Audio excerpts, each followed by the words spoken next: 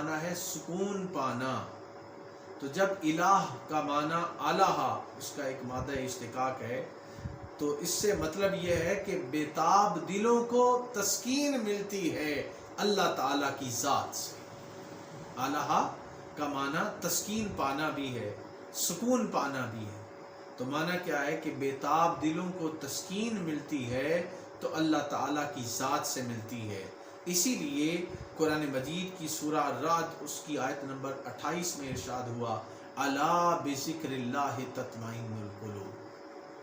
جان لو کہ اللہ ہی کے ذکر سے دلوں کو اطمینان نصیب ہوتا ہے. اطمینان قلب کب نصیب ہوگا؟ جب انسان کی زبان پر اور انسان کے دل میں اللہ کا ذکر جاری ہو جاتا ہے.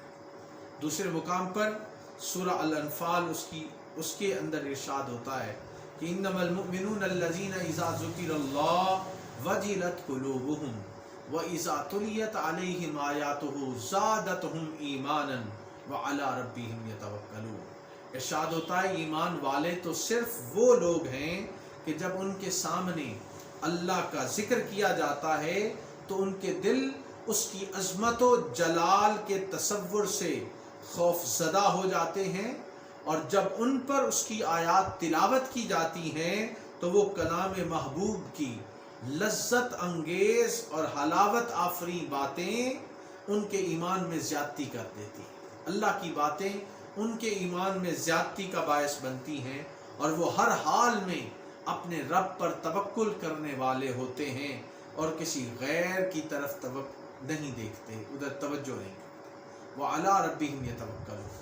یہ اہل ایمان کی خوبی بتائی جا رہی ہے کہ جب ان کے سامنے ذکر الہی ہو تو ان کے دلوں کے اندر ایک عجیب سی لذت اور کیف پیدا ہو جاتا ہے. اس چیز کو اللہ رب العزت نے بیان فرمایا. اور جب عجیب سی لذت انسان اپنے دل میں محسوس کرنے لگے تو یہ محبت کی علامت ہے، اور اللہ رب العزت نے اسے شدید قسم کی محبت قرار دیا اور فرمایا والذین آمنوا اشد حبا للہ.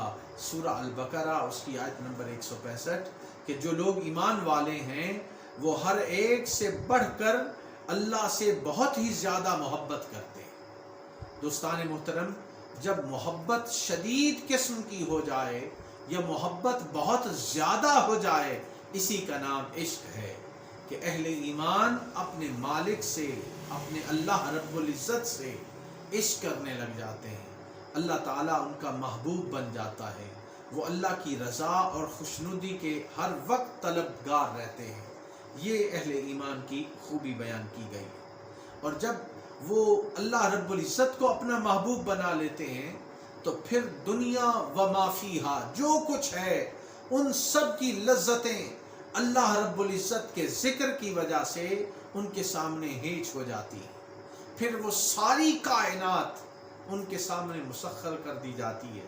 اور اللہ رب العزت نے ان کو پھر فرمایا الا ان اولیاء اللہ لا خوف علیہم ولا هم یحزنون. ان پر نہ کوئی خوف ہوگا نہ کوئی غم ہوگا، کیونکہ انہوں نے اللہ رب العزت کو اپنا محبوب بنا لیا اور اپنے آپ کو اللہ کی اطاعت اور بندگی میں دے دیا. اب اللہ کی جتنی کائنات ہے وہ اللہ کے محبوب ہو جانے کی وجہ سے وہ اس بندے سے محبت کرنے لگ جاتے ہیں، اور اللہ کی مخلوق بھی ان کی ہر بات ماننے کے لیے تیار ہو جاتی ہے. اہل ایمان اپنی راتیں خلوت میں اپنے مالک کو یاد کرتے ہوئے گزارتے ہیں.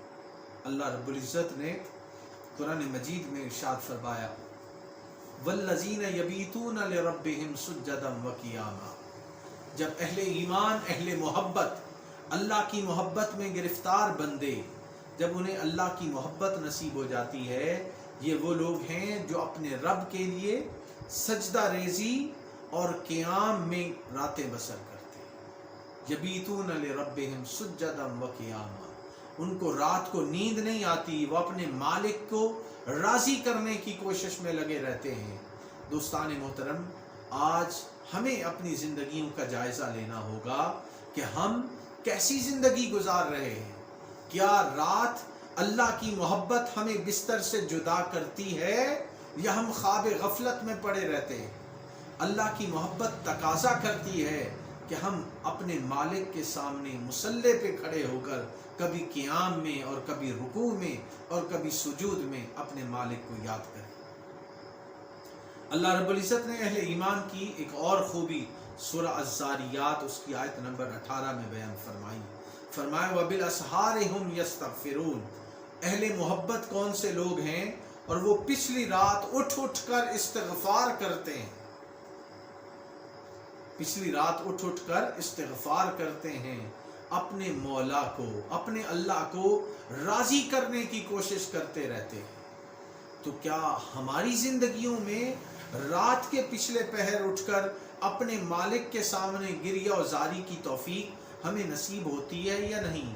کیا توبہ و استغفار، رجوع اللہ وہ ہماری زندگیوں میں ہے یا نہیں؟ یہ جائزہ لینا ہم پر لازم۔